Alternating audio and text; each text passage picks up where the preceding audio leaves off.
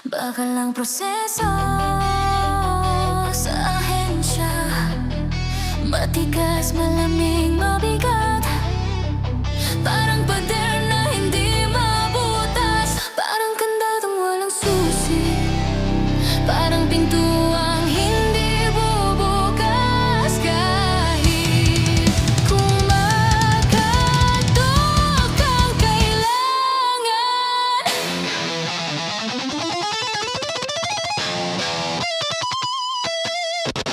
hindi sumusunod sa oras ng tao, kundi sa oras ng papel. Hindi sumusunod sa tibok ng buhay, kundi sa ritmo ng rima, ng stamp, ng red tape, na parang tanikala. Kailangan ng form, kailangan ng zero, kailangan ng ID, kailangan ng resibo, kailangan ng patunay na buhay ka pa.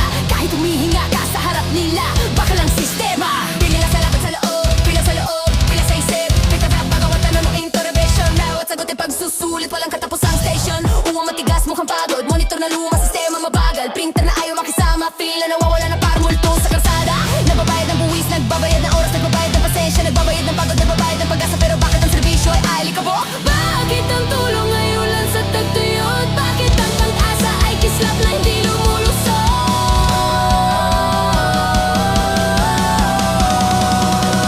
Bakal ang proseso, mabigat, mabigat, matigas. Pero ang bayan ay mas matibay kaysa bakal. Luluwag ang tanikala, matutunaw ang pader. Serbisyo sa tao, hindi pa sakit ang iiral. Mabigat, mabigat, matigas. Pero ang bayan ay mas matibay kaysa bakal. Luluwag ang tanikala, matutunaw ang pader. Serbisyo sa tao, hindi pa sakit ang iiral. Kala ng proseso sa ahensya, pero ang tao hindi pakal. Napapagod, nanghihina, naiinis, nasisira ng loob. Pero patuloy pa rin, dahil wala namang ibang pupuntahan. Ng bayan hindi di dapat ganito, ang serbisyo ay hindi labirinto.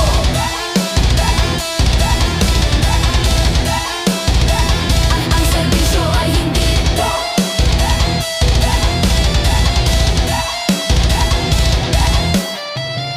May araw na mapasag din ito.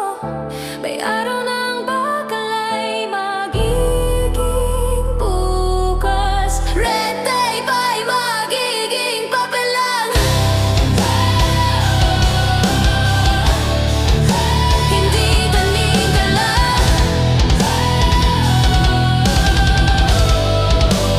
Hindi tanikala. Hindi tanikala. Bakal ang proseso, mabigat, matigas, matigas. Pero ang bayan ay mas matibay kaysa bakal.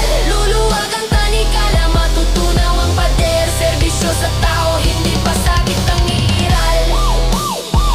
Matigas, matigas, matigas. Pero ang bayan ay mas matibay kaysa bakal. Luluwag ang tanikala, matutunaw ang pader. Serbisyo sa tao, hindi pa sakit ang iiral.